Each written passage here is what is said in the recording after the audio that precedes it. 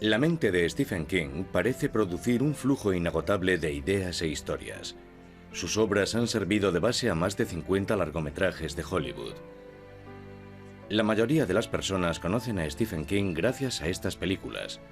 Lo conocen como el responsable de clásicos del terror como El Resplandor o Carrie, pero es también el escritor de películas ganadoras de Oscar como Misery y alabadas por la crítica como Cadena Perpetua, Cuenta conmigo o Eclipse Total. El prolífico King es el escritor más leído y de mayor éxito de este siglo.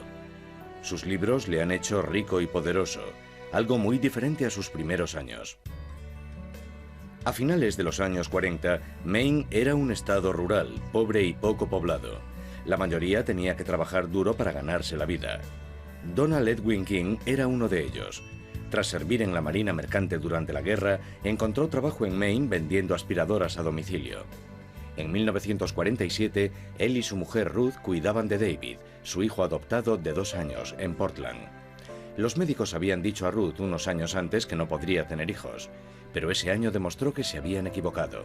Para su sorpresa, descubrió que estaba embarazada y el 21 de septiembre dio a luz un niño sano en el Hospital General de Maine, Stephen Edwin King, su segundo hijo y único concebido de forma natural. Los King dieron la bienvenida al recién llegado y volvieron a sus vidas. Como era habitual en esos años, Ruth era ama de casa y cuidaba de los niños, y Donald aportaba el dinero.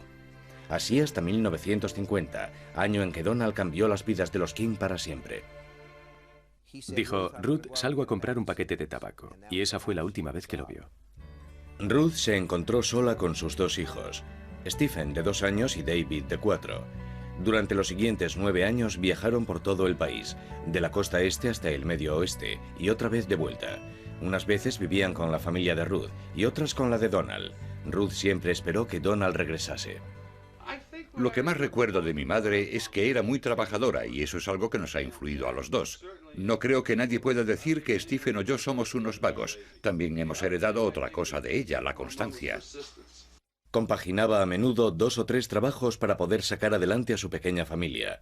A veces no podía pagar una canguro y los niños tenían que quedarse solos mientras ella trabajaba. David solía leer para Stephen y luego Stephen leía para David. Así era como cuidaban el uno del otro. Y cuando ella volvía a casa, les hacía preguntas para asegurarse de que habían estado atentos a la lectura. En esa época debían de tener 4, 5 o 6 años. Eran muy pequeños. Stephen y David crecieron rodeados de libros, principalmente de misterio. Tebeos de terror como los de EC Comics. Uno de los libros favoritos de Stephen era un clásico del terror, Drácula. En 1958, Ruth volvió a Durham, en Maine. Hizo un trato con su familia. Ella cuidaría de sus padres enfermos y, a cambio, su hermana Ethelaine le proporcionaría una casa en que vivir. Pagaban a Ruth con comida y ropa y en ocasiones trabajaba a media jornada para ganar algún dinero extra. Incluso según los parámetros de Durham, los King eran pobres. Su casa no tenía agua corriente y durante los fríos inviernos de Maine, Stephen y su hermano tenían que ir a casa de alguna de sus tías para poder bañarse en agua caliente. El modo en que Ruth se enfrentaba a su situación con sentido del humor y su capacidad como narradora influyeron mucho en Stephen. Ruth trabajaba en Pineland con disminuidos psíquicos. Para que un trabajo así resulte llevadero, hay que aplicar el sentido del humor a ciertas cosas que quizá no sean precisamente divertidas. En 1959, David y Stephen combinaron su amor por las palabras con la confianza en sí mismos que les había inculcado su madre. A los 13 años, David encontró una vieja máquina de mimeografiar y puso en marcha el Dave Rag o periodicucho de Dave. Stephen colaboraba con reseñas de programas de televisión. Los hermanos King eran los más pobres del pueblo, pero no pasaban desapercibidos. Dave era muy ambicioso en todo lo que hacía. Y Stephen era un gran lector. Era como un niño grande.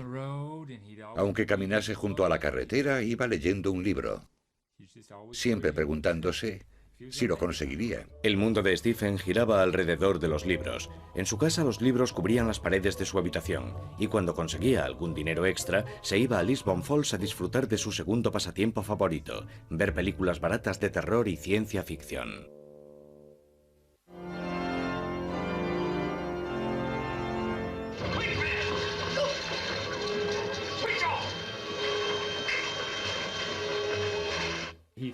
Devoraba revistas y películas de terror. Todas las películas que veíamos eran de terror. Le encantaba pasar miedo, o quizás demostrar que no pasaba miedo. Demostrar que no pasaba miedo. Cuando no podía pagar la entrada, Stephen iba a casa de sus amigos y se quedaban viendo la tele hasta tarde, películas mexicanas de terror y The Twilight Zone. Y siempre aseguraba que los monstruos, espectros y vampiros que hacían gritar a sus amigos no le daban miedo. Al pasar junto a la iglesia, se me ocurrió dar un escarmiento a Stephen por pensar que era tan valiente. No sé cómo me atreví a entrar en la iglesia.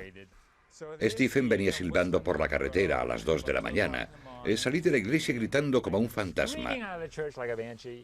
Se cayó al suelo y salió corriendo a 4 patas gritando como un poseso.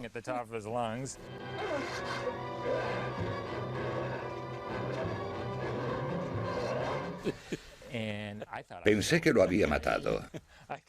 Lo agarré y lo sacudí. Soy yo, no pasa nada. Nunca me lo perdonó. De hecho, a Stephen le daban miedo muchas cosas. Las arañas, los espacios cerrados, las alcantarillas, los funerales, el número 13, la oscuridad. Pero lo que más miedo le daba era la delgada línea que separa el bien del mal.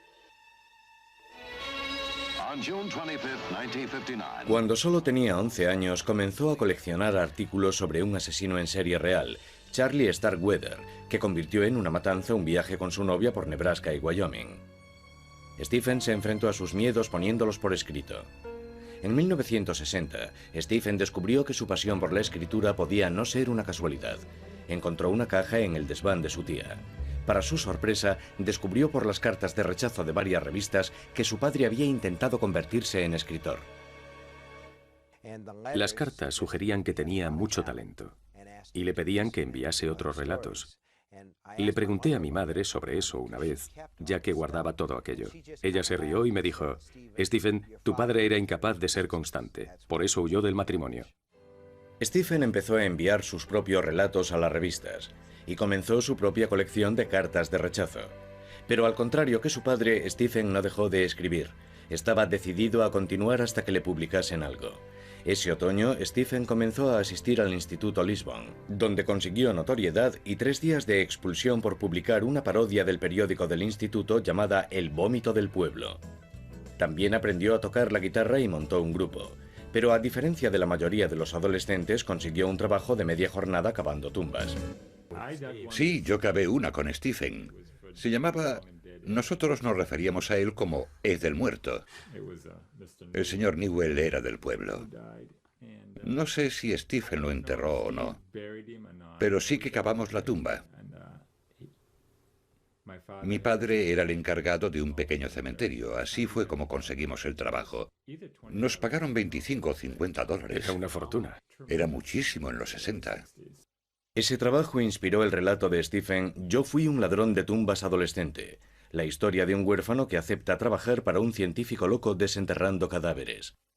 Y en 1965 Comics Review aceptó publicar el relato. No le pagaron nada, pero al fin había conseguido publicar. A Stephen le fue bien en el instituto y le ofrecieron una beca parcial en una facultad de Drew, en New Jersey, pero su madre no podía permitirse que estudiase fuera, y en 1966 siguió los pasos de su hermano y se matriculó en Maine, en Orono. Stephen no pasaba desapercibido en el campus, grande, mal vestido, con barba y pelo largo. No tardé en fijarme en él. Era muy enérgico y no se mordía la lengua. Hablaba en voz alta en clase y decía cosas interesantes. Muy interesantes. Stephen no se mordió la lengua con respecto a la guerra de Vietnam. Sus protestas tomaron forma en una columna del periódico de la universidad llamada El camión de la basura de King. Además de las 47 columnas que escribió, King publicó un cómic del oeste por entregas llamado Slade y escribía novelas. Muchos estudiantes aspiran a ser escritores, pero Stephen era diferente. No solo aspiraba a convertirse en escritor, sino que lo consiguió.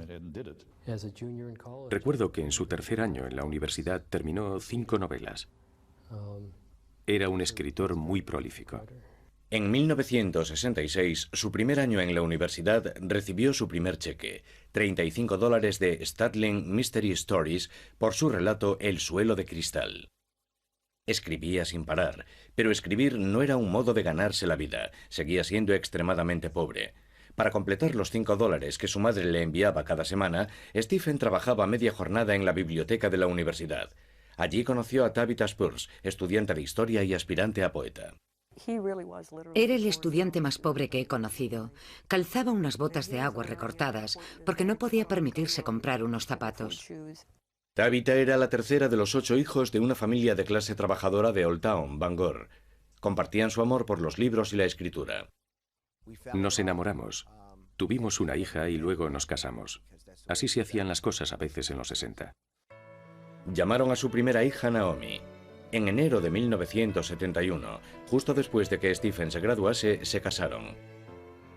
La familia se fue a vivir a una caravana en Hermon, Maine, a las afueras de Bangor. Quien esperaba conseguir trabajo como profesor, pero no tuvo suerte, así que trabajó en una gasolinera por el salario mínimo y en una lavandería de Bangor por $1.60 a la hora. Tabitha trabajaba por la noche en un Dunkin' Donuts. Cuando estaba trabajando en la lavandería de Bangor, había momentos en los que me sentía deprimido o triste, y era porque pensaba que todo lo que había conseguido con mi educación universitaria era repetir la vida de mi madre.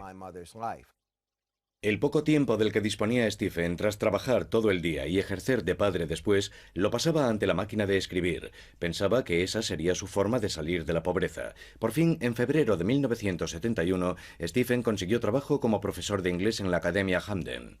Ganaría unos $4.600 al año, una cantidad razonable pero también una pesadilla para él. Ganaría el dinero suficiente, pero su vida sería la de un escritor frustrado. Fue una época dura, tanto que los King tenían que pedir a la compañía telefónica que desconectasen la línea cada cierto tiempo porque no podían pagar las facturas. El segundo hijo de Stephen y Tabitha, Joseph, nació el 4 de junio del 72. Ese verano Stephen volvió a trabajar en una lavandería industrial para completar su sueldo de profesor. Durante el otoño daba clases todo el día, volvía a casa, corregía ejercicios y preparaba las clases antes de encerrarse a escribir en el cuarto de la caldera de la caravana. Durante al menos 2 horas cada noche, Stephen se sentaba en el estrecho habitáculo y daba rienda suelta a sus historias con la máquina de escribir sobre sus rodillas. No tardó en encontrar un espacio para sus relatos, las revistas para hombres como Cavalier, Dude, Gent o Swank. Quería mandarle a mi madre algunos de esos relatos que había publicado, así que los fotocopiaba en la biblioteca de la universidad, porque aparecían junto a anuncios, como por ejemplo, llama al 1-800, tetas, y no quería que mi madre viese todo eso. Stephen ganaba unos $200 por relato. El dinero desaparecía en cuanto llegaba, a menudo justo a tiempo para cubrir la última emergencia. Para el alquiler de la caravana en la que vivían, para medicamentos para los niños, siempre había una emergencia detrás de otra. Es lo que pasa cuando te casas y tienes hijos, siempre hay más facturas que dinero. Stephen escribía tantos relatos como podía, pero sus responsabilidades aumentaban, y no le resultaba fácil imaginar que conseguiría ganar algo más que lo justo para sobrevivir. La frustración lo llevaba a veces al bar o a pasar la noche jugando al póker y fumando con sus amigos. Y eso creaba más tensión en su hogar. Creo que yo me enfadaba más por los $5 que se gastaba en tabaco cada semana que por cualquier otra cosa. Que quemase el dinero literalmente era lo que me volvía loca. Los libros siempre habían sido el refugio de Stephen. Estaba acostumbrado a perderse en ellos. Ahora tenía que enfrentarse al hecho de no poder permitírselo. A veces discutíamos porque se compraba un libro de tapa dura. Era demasiado caro para un presupuesto como el nuestro. Cuando todo parecía ir peor, Stephen se dio cuenta de que contaba con un valioso amigo.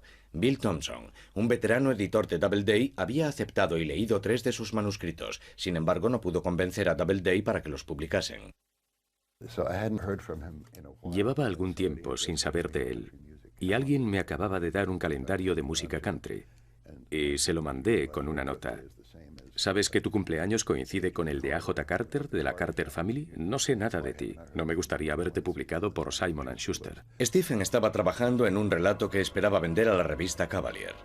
Era la historia de Carrieta White, la tímida hija de una fanática religiosa, el máximo exponente de una adolescente marginada. Pero King pensó que no sabía lo bastante sobre las adolescentes para que el personaje resultase creíble, y se deshizo del relato. Lo tiró a la basura. Tiró la primera parte. Yo estaba sacando la basura. Lo recogí y vi que tenía muchas páginas, así que lo leí. Stephen, ante la insistencia de Tabitha, lo terminó y se lo mandó a Bill Thompson. Era Carrie, la novela, y pensé, bueno, esto tiene posibilidades. Podríamos hacer algo con esto. Y le dije, odio tener que pedírtelo, pero si lo reescribes, podríamos publicarlo. Estoy dispuesto a apostarlo todo por él. Stephen cambió algunas cosas, devolvió el manuscrito y se centró de nuevo en pagar las facturas. Una vez más, los King pidieron a la compañía telefónica que desconectasen su teléfono. Un día estaba en la sala de profesores y dijeron por megafonía, señor King, por favor, venga al despacho. Tiene una llamada de su esposa. Yo salí corriendo con el corazón a 100 por hora y pensando, pueden ser dos cosas. O le pasa algo malo al bebé, o he vendido el libro. Había recibido un telegrama de Bill Thompson. Había tenido que mandar un telegrama. No podía llamar porque no teníamos teléfono. Y el telegrama decía, Carrie, oficialmente, libro de Doubleday. El futuro se abre. Con cariño, Bill Thompson. Y la postdata decía, $2.500. ¿Bien? $2.500 estaba muy bien. Para nosotros era una fortuna.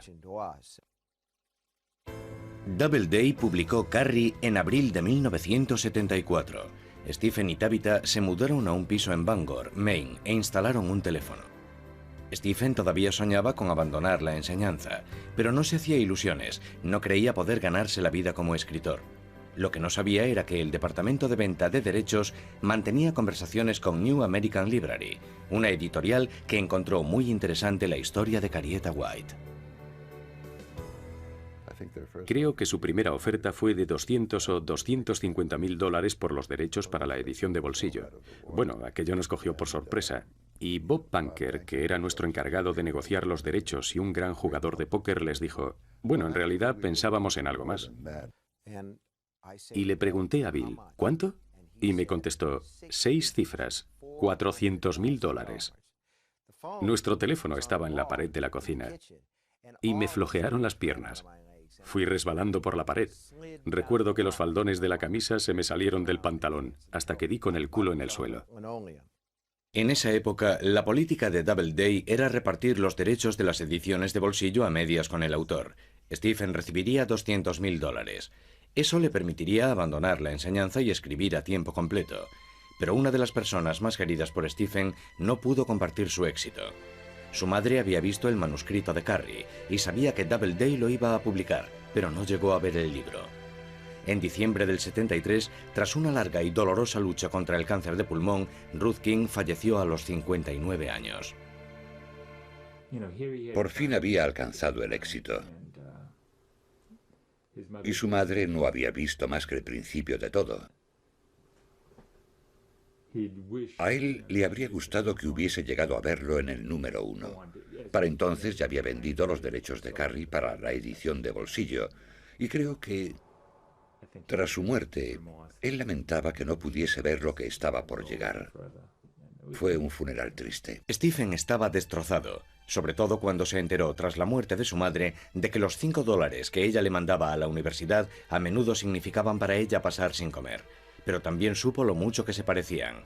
Ruth había trabajado duro y había sido constante, las mismas cualidades por las que él había conseguido triunfar.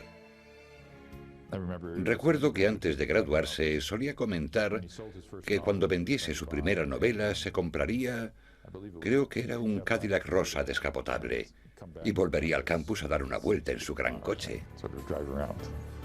King no se compró un Cadillac rosa, sino uno rojo, azul y blanco. Aunque seguía siendo lo bastante humilde como para no usarlo cuando iba a visitar a sus amigos de Durham.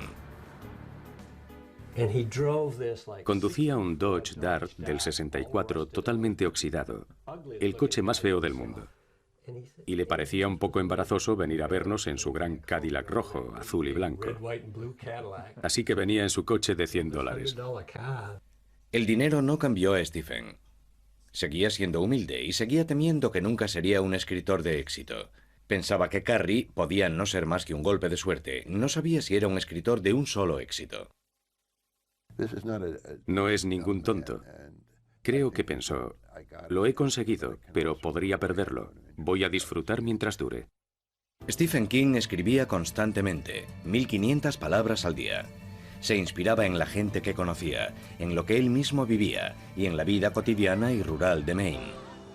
Su siguiente libro, El misterio de Salem Slot, era una historia sobre Drácula ambientada en una pequeña población de Maine. Envió el manuscrito a Doubleday, compraron el libro y vendieron los derechos de la edición de bolsillo por $500.000. De nuevo Stephen recibió la mitad. Sus 2 primeras novelas le habían hecho ganar casi $500,000. Algo increíble para un autor novel, y eso sin contar la venta de derechos para el cine. Tras La semilla del diablo, el terror estaba de moda en Hollywood, y Columbia Pictures compró los derechos de Carrie, su primer libro. Pero King no conseguía librarse del miedo de no alcanzar lo que tanto ansiaba. Pensó que un cambio de ambiente le inspiraría nuevas historias, y por primera vez en su vida tenía el dinero suficiente para dejar Maine. En otoño de 1974, los King se montaron en su nuevo Cadillac y llegaron hasta Boulder, Colorado. En Boulder, King no consiguió centrarse en el trabajo. Comenzaba una historia tras otra, pero ninguna lo satisfacía. Pensando que le vendrían bien unos días libres, preguntó dónde podía pasar un fin de semana tranquilo con Tabitha y los niños. Le recomendaron el Hotel Stanley, en Estes Park. De hecho, estaban a punto de cerrar durante la temporada de invierno. Se registraron y prácticamente tenían el hotel para ellos solos. La imaginación de King comenzó a desatarse. Paseaba por los pasillos. Veía una manguera enrollada y en su mente la veía y la oía cobrar vida y golpear el suelo. Comenzó a trabajar en la historia de un niño con poderes paranormales que corre el peligro de ser atrapado por el mal que habita en el Hotel Overlook y ve su vida amenazada por un padre borracho. Pero esta no era solo otra historia de terror. Stephen estaba escribiendo sobre sus propias vivencias. Sobre todos los que han estado casados 3 o 4 años y han estado sin Blanca y todo eso, se crea una gran tensión entre las personas. Y hay mucho de eso en la novela El Resplandor, que tiene que ver con el alcohol, con la ira, con muchas de las cosas que yo sentía en aquella época. Stephen King terminó El Resplandor en Colorado. Aunque Boulder le había inspirado, el corazón de Stephen estaba en el este. En 1975 regresó a Maine con su familia. El segundo libro de Stephen, El misterio de Salem Slot, salió a la venta cerca del día de Halloween, y poco después lo hizo la edición de bolsillo. A finales de 1976, un nuevo público descubrió a Stephen King gracias a la película Carrie, protagonizada por Sissy Spacek.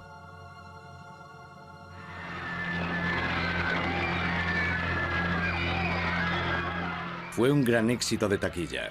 La película, que había costado menos de $2 millones, recaudó 30 millones solo en los Estados Unidos. A Stephen le encantó. Le encantó la forma en que Brian De Palma había dirigido la película, y le encantó acceder a un público nuevo. Y gracias al éxito de Carrie, a Hollywood le encantaba a Stephen King. La película Carrie puso a King en el mercado de un modo que un libro no podría haber conseguido. Quieres acceder a la gente que no lee libros. Una película como Carrie hace que vayan a las librerías. Las ventas dieron a Stephen la confianza para pedir a Doubleday que publicase sus libros que habían sido rechazados antes del lanzamiento de Carrie. Stephen quería ver publicada la primera novela que había escrito, Rabia, la historia de un estudiante que asalta su escuela y mantiene como rehenes a sus compañeros. Pero Doubleday no quería saturar el mercado con su nombre, así que convenció a la empresa que publicaba sus ediciones para lanzar Rabia bajo un seudónimo, Richard Bachman. Rabia, de Richard Bachman, se hundió como una piedra. El mundo no quería una novela de Richard Bachman, y creo que se sintió bastante decepcionado. Pero el mundo quería un nuevo libro de Stephen King, y en 1977 Doubleday publicó El Resplandor. Se vendieron 50.000 libros de tapa dura, y Stephen jugaba ya en una nueva liga. Fue su primer superventas en tapa dura. Las ventas de la edición de bolsillo ascendieron a casi 2,5 millones de copias. Los 3 primeros libros de Stephen King eran ya superventas, y con La danza de la muerte, editado en 1978, produjo su obra maestra. Este libro es probablemente el favorito de todos, el que todos quieren conseguir. Hoy día su precio supera los $1.200. La danza de la muerte es única en la obra de King. Aquí se muestra como un autor capaz de crear personajes grandes y pequeños al estilo de Dickens. La danza de la muerte es una novela apocalíptica sobre un virus de la gripe que mata a la mayor parte de la población. Los supervivientes se enfrentan en una batalla del bien contra el mal. El manuscrito original tenía 1.200 páginas y pesaba 5,5 kilos. Doubleday rehusó publicarlos y Stephen King no eliminaba 400 páginas. Stephen, que había hecho ganar millones a Doubleday, se sintió con derecho a exigir, pero ellos insistieron. Para empeorar las cosas, debido a un contrato anterior que distribuía sus ganancias en pequeños incrementos anuales, ni siquiera recibía su parte de los beneficios. Pero lo que ya no pudo soportar fue el modo en que los ejecutivos de Doubleday trataban a su escritor más importante. Cada vez que venía a Nueva York a reunirse conmigo, a repasar un manuscrito o lo que fuese, cuando caminaba con él por los pasillos y nos cruzábamos con algún jefazo, nunca lo reconocían. Tenía que volver a presentárselo. En 1978 dejó Doubleday y negoció un trato con New American Library, responsables de sus ediciones de bolsillo. Le dieron un adelanto de $2,5 millones por 3 libros. Las cosas habían cambiado mucho para el escritor que solo 7 años antes había llorado de alegría por sus $2.500 de adelanto por Carrie. Ahora podía vivir con su esposa, Tabitha, y sus 3 hijos donde quisiese, pero decidieron quedarse en Maine. Alquilaron una casa en las afueras de Bangor, en Orrington, junto a una carretera con mucho tráfico y peligrosa, como pronto averiguarían. De hecho, los camiones mataban a tantos animales que estos tenían su propio cementerio. El bosque que estaba tras la casa de Stephen. Uno de los niños, que tenía un carrito, ponía el cuerpo en él, lo arrastraba, lo llevaba hasta allí y con gran ceremonia cavaba una pequeña tumba, lo enterraba y después oficiaba allí un pequeño funeral. Cuando Smaky, el gato de Stephen, fue atropellado, también fue enterrado allí. Y entonces los King se enfrentaron a la peor pesadilla de todo padre. Su hijo menor casi perdió la vida en la carretera. Como muchos de los peores miedos de Stephen, se convirtió en una novela, Cementerio de Animales, la historia de un padre que devuelve la vida a su hijo muerto y debe vivir con las consecuencias. En la novela, el hijo de 2 años pierde la vida en la carretera, por lo que me resultó muy difícil leerla. A Stephen, como padre de familia, le aterraba lo que había escrito. Guardó el manuscrito en un cajón durante 3 años. Empezó a escribir un nuevo libro, La zona muerta, una novela basada en sus problemas para aceptar su extraordinario talento y las consecuencias que esto conllevaba. Conforme la fama de King aumentaba, sus admiradores se volvían más persistentes. Algunos aparecían en su casa pidiendo dinero. A Stephen le resultaba cada vez más difícil mantener su privacidad. Una vez le dije que La zona muerta era una novela autobiográfica. En la trama de La zona muerta aparece una persona con un don que le hace la vida muy difícil, porque todos quieren un poco de ese don.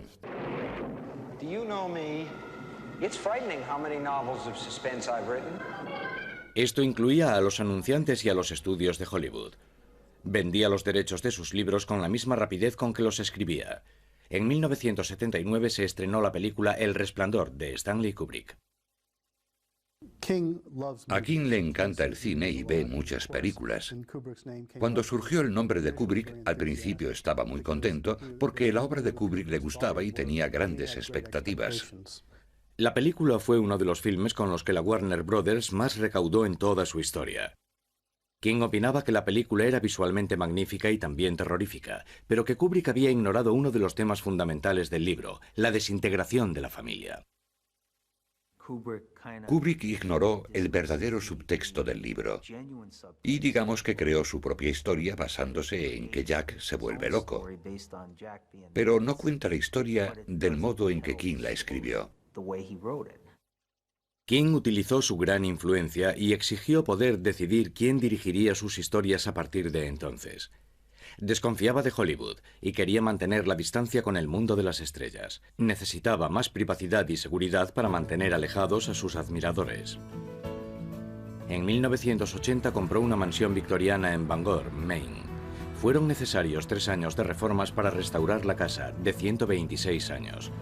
El niño que había crecido sin agua caliente podría disfrutar de una piscina interior de 15 metros. Y al más puro estilo Stephen King, había murciélagos dentro y fuera de la casa. Cuando aparecen murciélagos dentro de la casa, algo que ocurre a menudo, ya que es una casa antigua, yo soy la que se encarga del asunto. Atrapo al murciélago, lo saco y él se limita a gritar y a escapar. Al disfrutar de la privacidad con su familia, la capacidad narrativa de Stephen King explotó. Entre 1980 y 1984 publicó 14 novelas. Y no era más que la punta del iceberg. También escribió poesía, teatro, guiones originales y relatos cortos. Algunas de las obras de King, como El Resplandor, formaban ya parte de los cursos universitarios.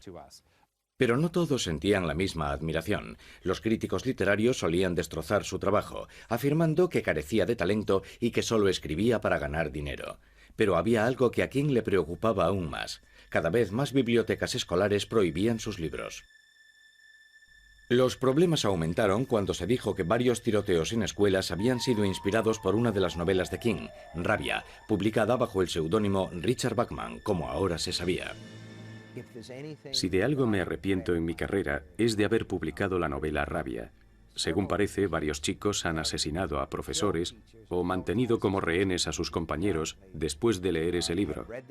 Después de leerlo recientemente, o en el caso de un chico de Lexington, Kentucky, tras leer el libro varias veces. Pero King no se disculpó por el resto de su obra. De hecho, se suele manifestar a favor de la libertad de expresión. Y en 1986 colaboró en una campaña contra la prohibición de libros durante una manifestación celebrada en Virginia Beach. Ese mismo año, Stephen demostró ser algo más que el rey del terror. Uno de sus relatos, El cuerpo, se convirtió en la película Cuenta conmigo, de Rob Reiner. Look, over there! I see him! I see him! None of us could breathe. Somewhere under those bushes was the rest of Ray Brower. Esta historia de iniciación ambientada en Maine se basaba en un suceso real de la infancia de King, y los 4 chicos eran una combinación de varios de sus amigos de Durham. La película despertó en King viejos y emocionantes recuerdos. Cuando la película terminó me dijo, dame unos minutos, ahora no puedo hablar. Y estuvo fuera 20 minutos, y luego dentro sentado solo. Le llevó un rato recuperarse, porque para él fue doloroso revivir aquella época. A finales de los años 80, Stephen King había vendido más de 100 millones de libros. Era uno de los hombres más poderosos de Hollywood y del mundo editorial.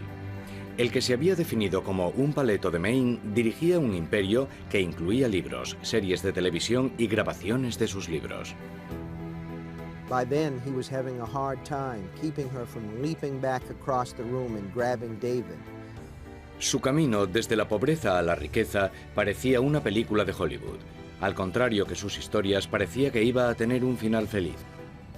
Había sido feliz en Maine y ahora podía devolver algo a Maine. En Bangor no disponían de un campo para la liga infantil de béisbol. Su hijo menor, Owen, era un buen lanzador y Stephen, gran aficionado al béisbol, decidió que era el momento de saltar al campo. Se le ocurrió construir un campo para la liga infantil de béisbol aquí en Bangor. Corrió con todos los gastos y todo surgió de su interés porque los niños tuviesen un campo decente en el que poder jugar. Stephen tampoco olvidó la importancia que la biblioteca pública había tenido en su formación como escritor. Con su esposa Tabitha como directora, encabezó una campaña para recaudar fondos con el fin de ampliar la biblioteca municipal de Bangor. Incluso consiguió hacer realidad un sueño de juventud, ser una estrella del rock. Compró la emisora local especializada en música rock para asegurar su supervivencia. On rhythm guitar, Stephen King. Y junto a otros escritores como el periodista Dave Barry, salió de gira con los Rock Bottom Remainders para recaudar fondos para apoyar la alfabetización y otras causas. Su mayor miedo es que toda la banda deje de tocar y le digan, ahora tú.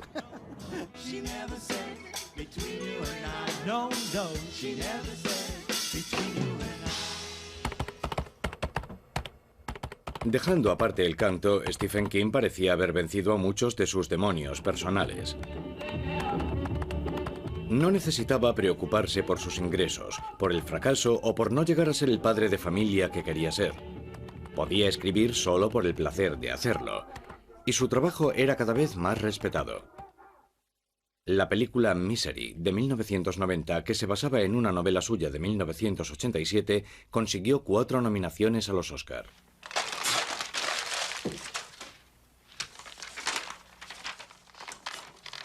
Misery retrata a un escritor que abandona su temática habitual para intentar algo nuevo.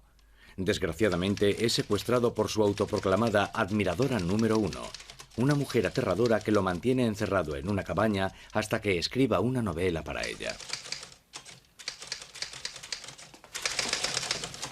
I'm sorry, Paul, this is all wrong. What? You'll have to do it over again. It's not worthy of you. Throw it all out, except for that part of naming the gravedigger after me. You can leave that in. I really value your criticism, but maybe we're being a little hasty here.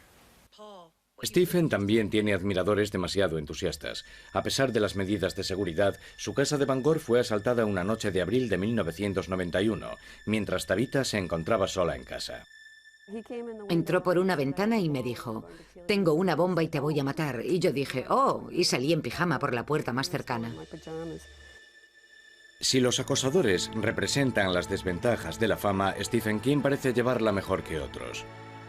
El público parece no cansarse nunca de sus historias. Durante los años 90, sus libros siguieron entre los más vendidos y sus series de televisión fueron grandes éxitos. Y gracias a películas como Eclipse Total y Cadena Perpetua, aumentó su prestigio como escritor serio. En los últimos 10 años se ha producido un cambio importante. La gente lo veía como un escritor rico y popular. Creo que ahora muchos lo consideran un escritor importante. En 1999, King tenía más de lo que habría podido soñar.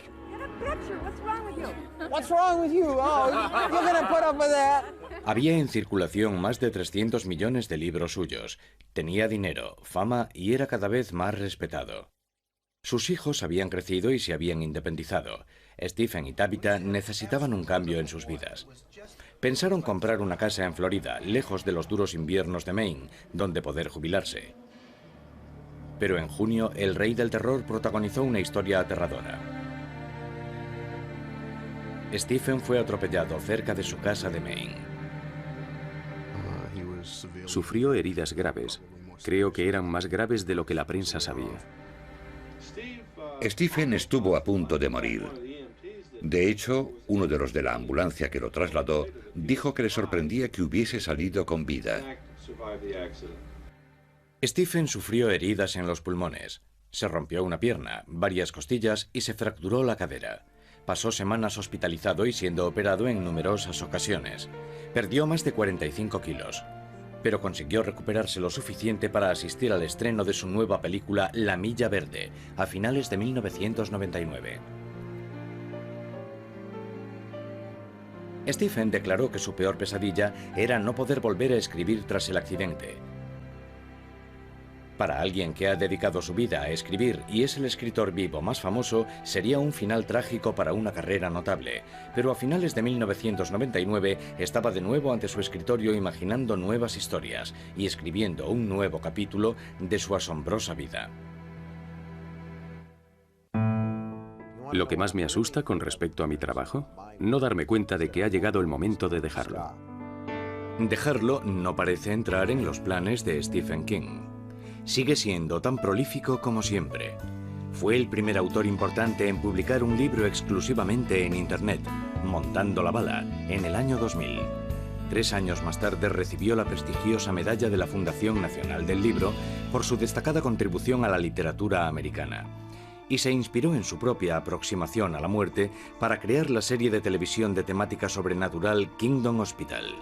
Sigue escribiendo numerosos relatos y continúa trabajando en proyectos para la televisión y el cine, como la película La Ventana Secreta, de 2004. Además, consigue sacar tiempo para disfrutar de su otra pasión, el béisbol.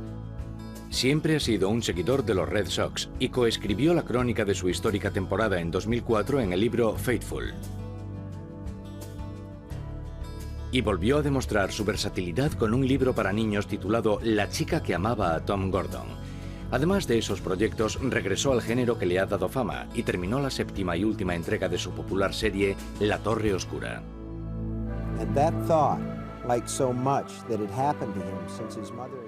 El trabajo que ha hecho es asombroso, no solo por el volumen de su obra, sino por el tipo de material y los personajes que ha creado. Creo que es uno de los mejores narradores de la historia.